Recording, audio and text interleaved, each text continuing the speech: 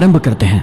9वें अध्याय के आरंभ में श्री चाणक्य कहते हैं कि यदि मुक्ति चाहते हो तो समस्त विषय वासनाओं को विष के समान छोड़ दो। क्षमाशीलता, नम्रता, दया, पवित्रता और सत्यता को अमृत की भांति पियो, अर्थात अपनी जिंदगी में उसे अपनाओ। आगे समझाते हैं कि जो व्यक्ति परस्पर की गई गुप्त बातों को दूसरों से कह देते हैं वे ही दीमक के घर में रहने वाले सांप की भांति नष्ट हो जाते हैं। इसलिए मित्रों के गुप्त रहस्यों को कभी भी प्रकट ना करें, इससे केवल शत्रुता ही पैदा होती है। आगे श्री चाणक्य कहते हैं कि ब्रह्मा जी को शायद कोई बताने वाला नहीं मिला, जो कि उन्होंने सोने में सुगंध, ईख में फल, चंदन में फूल, विद्वानों को धनी और राजा को चिरंजीवी नहीं बनाया। समझाने का तात्पर्य यह है कि सृष्टिकर्ता ने ये कैसी विडंबना की है कि उन्होंने सोने में सुगंध नहीं डाली, गन्ने पर फल नहीं लगाया, चंदन के वृक्ष पर फूल नहीं उगाया और विद्वान को धनवान नहीं बनाया, और इसके बाद राजा को, जो कि सबका प्रजापालक है, उसे दीर्घजीवी नहीं बनाया है। चाणक्य कहते हैं कि अमृत से जीवन को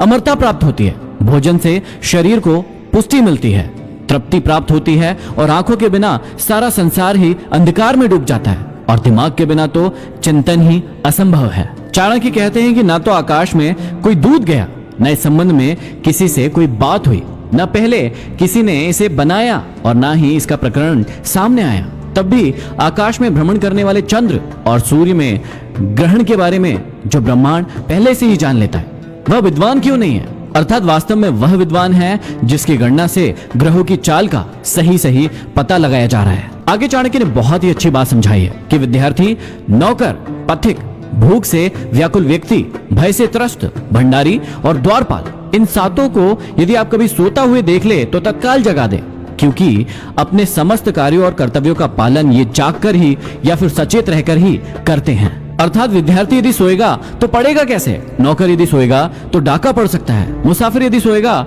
तो उसे कोई लूट सकता है, भंडार गृह का स्वामी और द्वारपाल यदि सोते रहेंगे तो चोरों को चोरी करने का अवसर मिल सकता है। अतः इन्हें सदैव सावधान रहना चाहिए। इसके बाद चाणक्य कहते हैं कि सांप, राजा, शेर, ततैया और बालक और दूसरे का कुत्ता तथा मूर्ख व्यक्ति, इन सातों को सोने से कभी नहीं जगाना चाहिए, इन्हें जगाने से हानि ही हो सकती है। आगे कहते हैं कि जो ब्राह्मण केवल धन के लिए अपनी विद्या को बेचते हैं, ऐसे ब्राह्मणों की विद्या उस सर्प की भांति होते हैं जिसके मुख में विष की थैली ही नहीं है, अर्थात वे किसी को ना तो श्राप दे सकते हैं और ना ही वरदान। आगे समझाते हैं कि जिसके नाराज होने का डर नहीं है और प्रसन्न होने से कोई लाभ नहीं है, जिसके दंड देने या दया करने का सामर्थ्य ही नहीं है, वह नाराज होकर भी क्या कर सकता है?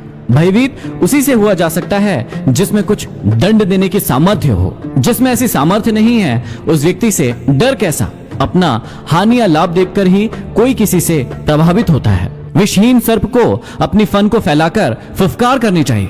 विष के ना होने पर भी फुफकार से उसे डराना अवश्य चाहिए। यदि विषहीन सर्प ऐसा नहीं करेगा तो वह अपना बचाव नहीं कर पाएगा, लोग उसे पत्थर मारेंगे। तात्पर्य यह है कि राजा के पास शक्ति चाहे थोड़ी हो, पर उसे अपनी शक्ति का दिखावा करके शत्रु को भयभीत अवश्य करते रहना चाहिए। आगे श्री चाणक्य कहते हैं कि जुआरियों की कथा को महाभारत की कथा से जोड़कर दिखाया है कि राजनीतिकारों को जुए की लत से कितना भारी नुकसान उठाना पड़ता है। स्त्री प्रसंग की कथा को रामायण से जोड़कर बताया गया है कि पर स्त्री हरण से कितना बड़ा विनाश होने की संभावना रहती है, और चोर की कथा को श्रीमद् भागवत से जोड़कर भगवान श्री कृष्ण की 16,000 रानियों के रहते हुए भी इंद्रिय निग्रह की भावना का प्रतिपादन किया गया है। भाव यह है कि बुद्धिमान व्यक्ति वही है जो पर स्त्री गमन से दूर रहता है और सदैव अपनी इंद्रियों को संयम में रखने का प्रयत्न करता है। आगे समझाते हैं कि अपने हाथों से गुथी माला, अपने हाथों से घिसा चंदन और अपने हाथों से ही लिखा स्तोत्र, इन सब को अपने ही कार्यों में लगाने से